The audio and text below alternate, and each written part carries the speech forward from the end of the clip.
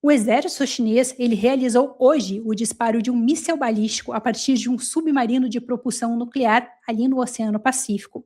Isso, obviamente, acabou gerando várias críticas e preocupações por parte dos países vizinhos ali, como, por exemplo, o Japão, a Austrália, a Nova Zelândia e também Taiwan. Esse teste ele foi feito com ogiva simulada e o dispositivo acabou atingindo o mar. De acordo com uma reportagem do jornal hongkonguês South China Morning Post, essa foi a primeira vez desde 1982 que a China lançou um míssil a partir de um submarino chinês. E outra questão também, pessoal, essa é a primeira vez que nós temos esse tipo de mísseis sendo disparado ali no Oceano Pacífico. De acordo com uma publicação da mídia estatal chinesa, a Xinhua, esse teste teria sido realizado com sucesso e teria então aterrissado com precisão dentro das águas designadas. Uma questão interessante é que, além desse disparo dos mísseis, os países vizinhos, incluindo a Austrália, eles acabaram registrando também 3 embarcações chinesas passando ali pela região. Eram 3 embarcações de monitoramento. Muito provavelmente o que essas embarcações estavam fazendo era monitorar então o lançamento desse míssil. Só que vale destacar, uma dessas embarcações ela estava justamente do lado das Ilhas Fiji. E por que isso é importante?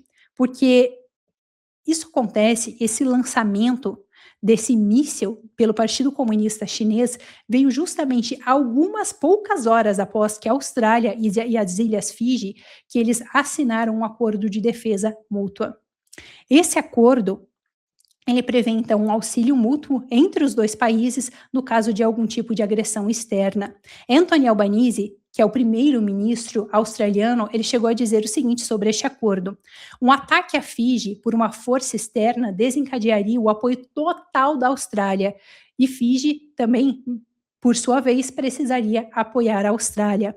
Pessoal, eu vou passar com vocês já já para nós entendermos um pouco melhor a importância deste acordo que a Austrália acabou de firmar com as Ilhas Fiji.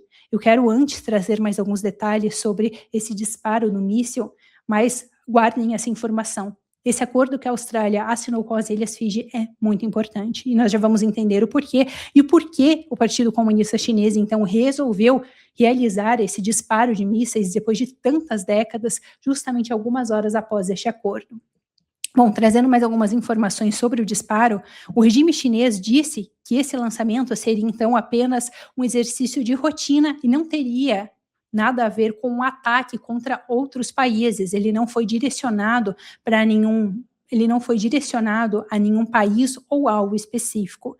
Mas é curioso, porque essa não é a primeira vez que a gente tem esse aumento de atividades militares do Partido Comunista Chinês ali na região do Indo-Pacífico, depois que aliados dos Estados Unidos se aproximam.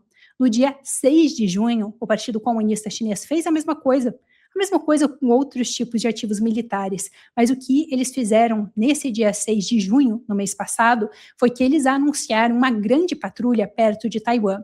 E essa grande patrulha que aconteceu, ela veio pouco depois que o Japão e as Filipinas se encontraram para iniciar algumas negociações bem importantes para delimitar a fronteira marítima em uma região próxima ali de Taiwan.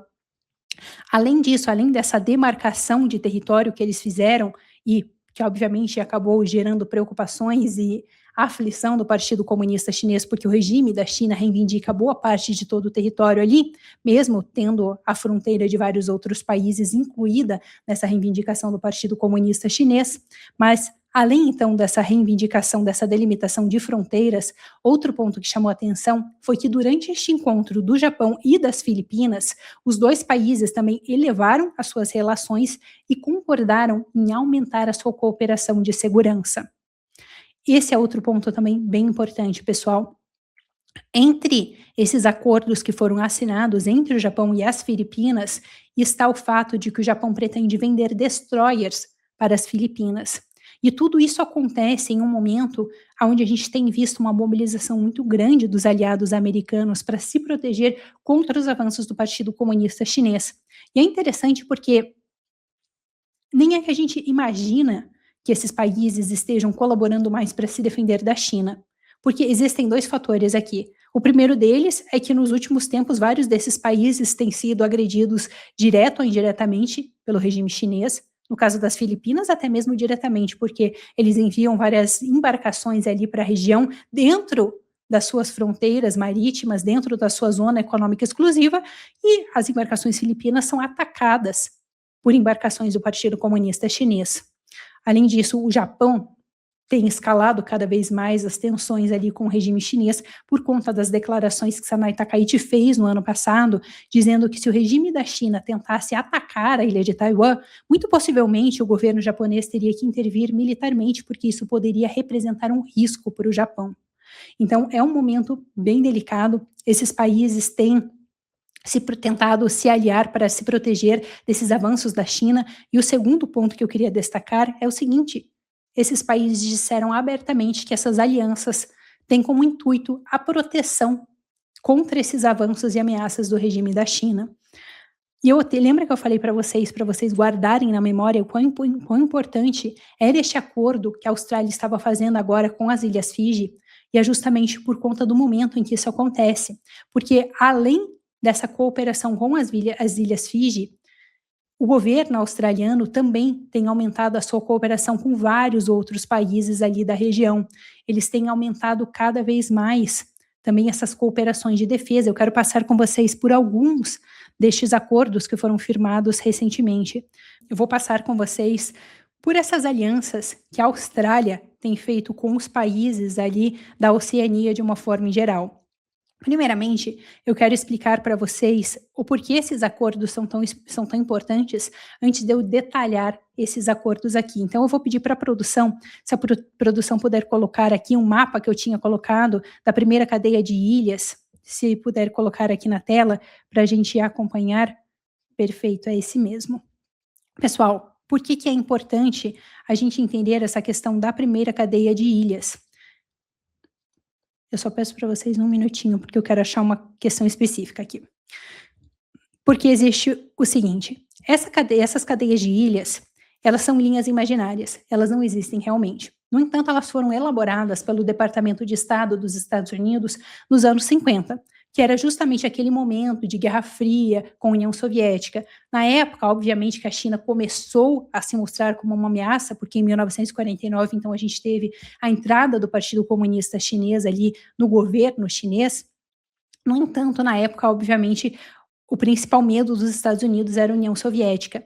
E nessa época, eles entenderam o seguinte: nós vamos precisar conter os avanços desses países, e nós vamos precisar conter o avanço desses países através ali do Oceano Pacífico, e por isso eles elaboraram uma estratégia de contenção. Essa estratégia de contenção seria basicamente uma estratégia onde os Estados Unidos não iriam atacar ativamente os países comunistas, mas eles iriam impedir que eles se espalhassem então para outros lugares do globo.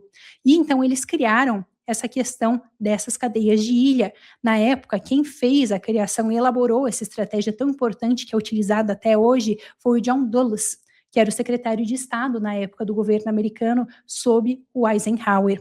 E a ideia basicamente é o seguinte: nessa primeira cadeia de ilhas, que ela é formada pelo Japão, por Taiwan e pelo norte das Filipinas, seria a principal área de contenção. Ou seja, eles não poderiam permitir que o Partido Comunista Chinês e, na época, a União Soviética, avançassem e tivessem alianças estratégicas para além desse território.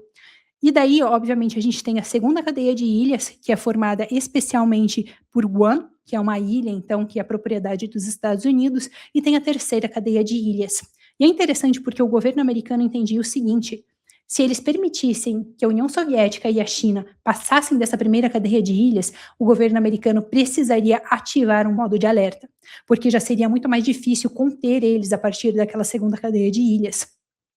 Dito isso, explicando esse cenário para vocês e colocando também mais um fato aqui de que se o regime chinês conseguisse tomar a ilha de Taiwan, que faz parte dessa primeira cadeia de ilhas, eles conseguiriam colocar submarinos em águas profundas e enviar esses submarinos até a costa dos Estados Unidos sem o governo americano perceber isso. Ou seja, um perigo gigante para a segurança nacional dos Estados Unidos. Mas dado esse contexto, trazendo essas informações para vocês, vai ser muito mais fácil explicar o porquê que essas ilhas ali na Oceania, elas são tão importantes para os Estados Unidos e também para os aliados dos Estados Unidos. Eu vou pedir para a produção colocar agora o outro mapa que eu trouxe, que é um mapa mostrando então as várias ilhas ali da Oceania. É esse daqui. Isso porque eu queria que vocês visualizassem essas ilhas que estão ali, tá? Essas ilhas, elas já estão na segunda cadeia de ilhas, tá? E é interessante porque agora a Austrália, então, está firmando acordos com várias dessas ilhas. A gente, por exemplo, vê as Ilhas Fiji ali, que foi essa que eu citei hoje, da Austrália firmando, então, esse pacto de cooperação no setor de defesa, que vale destacar, é um pacto de defesa mútua, ou seja, se qualquer país atacar as Filipinas, a Austrália tem que ajudar e vice-versa. E além disso, a Austrália também fechou recentemente acordos com outros países, como por exemplo com a Papua Nova Guiné e com a Papua Nova Guiné, eles assinaram um acordo igualzinho a esse que eles assinaram com as Ilhas Fiji, que é um acordo então de defesa mútua, aonde um país precisa obrigatoriamente proteger o outro se eles forem atacados. Além disso, recentemente nós tivemos um acordo que foi assinado, um acordo bem importante com Vanuatu. Se vocês conseguem ver ali, esse Vanuatu, ele fica bem próximo das Ilhas Fiji. E essa questão de Vanuatu era bem importante porque a Austrália já vinha tentando fechar este acordo com a ilha desde o finalzinho do ano passado. A ideia seria que o governo australiano se proporia, então, a fazer um investimento de 500 milhões de dólares nessa ilha de Vanuatu, e em troca, essa ilha se comprometeria a não permitir que outra nação estrangeira utilizasse o seu território para implementar instalações de bases militares. Só que o que acontece? Lá no final do ano passado, quando a Austrália estava tentando fechar este acordo com Vanuatu, eles acabaram voltando atrás. Isso porque eles tinham medo, então, de que isso acabasse ferindo a soberania deles. O ponto principal aqui é que, atualmente, o regime chinês faz vários investimentos em infraestrutura ali e eles estavam com medo de perder esse investimento chinês. Então, o que eles concordaram neste acordo que foi firmado recentemente entre Vanuatu e a Austrália? De que a ilha não poderia permitir bases militares estrangeiras no seu território e todas as vezes que um outro país fosse investir para construir uma infraestrutura crítica no seu país, eles precisariam da aprovação da Austrália. Bom, além disso, não vou adentrar nos outros acordos que foram assinados, mas a Austrália também fechou acordos recentemente com Tuvalu e Nauru, que são essas outras ilhas que vocês podem ver ali próximas dessa região. Todas aquelas ilhas, então, compõem essa porção da Oceania, que é uma porção tão importante. E é interessante a gente compreender o porquê que estes acordos com essas nações, elas são tão cruciais. Isso porque o que acontece? Várias dessas ilhas, elas foram utilizadas, em especial pelo Japão, na Segunda Guerra Mundial, para fazer não somente para realizar ataques, mas em especial para tentar impedir que os Estados Unidos conseguissem chegar até a Austrália. Isso porque a Austrália tinha uma base militar muito importante para os Estados Unidos durante a Segunda Guerra Mundial. E naquela época, até mesmo o Japão chegou a tomar as Ilhas Salomão, que eu já vou comentar com vocês sobre a questão das Ilhas Salomão, que também é bem importante, mas o que acontece naquela época, então, o Japão tomou as Ilhas Salomão e eles tinham um plano para tentar também tomar as ilhas de Fiji e as ilhas de Vanuatu. E é interessante porque a gente vê o Partido Comunista Chinês, neste momento, tentando seguir os mesmos passos estratégicos militares do Japão durante a Segunda Guerra Mundial. Isso porque várias dessas ilhas agora que estão firmando pactos, tanto com a Austrália, como também com a Nova Zelândia, tem outras ilhas importantes que estão se aproximando da Nova Zelândia, poucos anos atrás, elas estavam se aproximando muito da China. E então, por isso que a gente está vendo essa mobilização tão grande dos aliados americanos para tentar se aproximar dessas ilhas da Oceania. Até porque agora existe não somente a pressão dos Estados Unidos para que esses países da Ásia se mobilizem, da Oceania ali no caso, mas para que esses aliados da Oceania se mobilizem, como esses países também estão sentindo a pressão. No ano passado, por exemplo, nós vimos vários exercícios militares do Partido Comunista Chinês ao redor dessas ilhas. No ano passado, inclusive, o regime chinês chegou a realizar vários exercícios com fogo real ao redor da Nova Zelândia e ao redor da Austrália, sem nenhum tipo de aviso prévio. Eles somente começaram a realizar, eles enviaram as embarcações até lá e começaram a realizar os testes militares. E é interessante porque, na época, tanto a Austrália como a Nova Zelândia, eles foram tão pegos de surpresa que eles tiveram que paralisar totalmente os seus voos, totalmente o seu setor aéreo, porque como eles não tinham noção de que aquilo iria acontecer, eles não replanejaram os voos. Obviamente, isso colocou esses países em estado de alerta, tanto que a Austrália está atualmente tentando revogar uma concessão que eles tinham para um porto ali no norte da Austrália, que era um porto que estava totalmente dominado por uma empresa estatal chinesa. Então, é muito interessante a mudança de comportamento, de postura desses aliados dos Estados Unidos, e algo essencial. Se a gente pensa num combate direto entre Estados Unidos e Partido Comunista Chinês, ou numa tentativa do regime da China de anexar a ilha de Taiwan, esse posicionamento mais firme dos aliados, então, ali da Oceania, é essencial para que os Estados Unidos, então, consigam manter a sua atuação ali e também para a própria segurança desses países. É bem interessante. Eu até falei para vocês que eu ia endereçar esse ponto, mas a live acabou ficando um pouquinho. A nossa transmissão de hoje acabou ficando um pouco longa, eu não vou entrar a fundo nisso, mas recentemente também tem acontecido uma aproximação bem importante das Ilhas Salomão e da Austrália. Isso porque as Ilhas Salomão, nos últimos anos, ela estava se aproximando do Partido Comunista Chinês de uma forma muito preocupante. Em 2022, só para vocês terem uma ideia, os dois países assinaram um pacto de cooperação de defesa secreto. Ninguém sabia. Eles só descobriram este acordo porque esse acordo foi vazado. E era interessante porque este acordo permitia que o regime chinês estacionasse ali nas Ilhas Salomão várias tropas, armas e até mesmo navios de guerra. E quando eu expliquei para vocês aquela questão da primeira cadeia de ilhas, isso seria, essa associação com as Ilhas Salomão seria muito essencial para o Partido Comunista Chinês, porque eles já diretamente teriam uma presença militar que iria além dessa cadeia de ilhas, porque a Papua Nova Guiné, como vocês estavam vendo ali no mapa, ela ia além da primeira cadeia de ilhas. Este acordo acabou gerando bastante comoção na época e, recentemente, houve uma troca de primeiro-ministro das Ilhas Salomão. E esse novo primeiro-ministro, ele é uma pessoa muito mais favorável à Aliança Ocidental.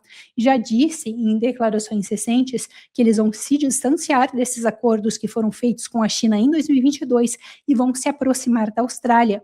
Tanto que Anthony Albanese, agora eles têm uma sequência de viagens. Primeiramente, ele fez a parada, então, em Fiji. Depois, ele agora vai fazer essa parada nas Ilhas Salomão, para tentar fechar mais contratos, e também depois vai viajar para algumas outras ilhas ali da Oceania, além de receber nos próximos dias Narendra Modi, que é o primeiro-ministro da Índia. Muito interessante, então, a gente compreender como esses países, não somente da Ásia, mas também da Oceania, que são aliados dos Estados Unidos, têm mudado a sua postura e se preocupado muito mais, então, com o avanço do comunismo ali na região.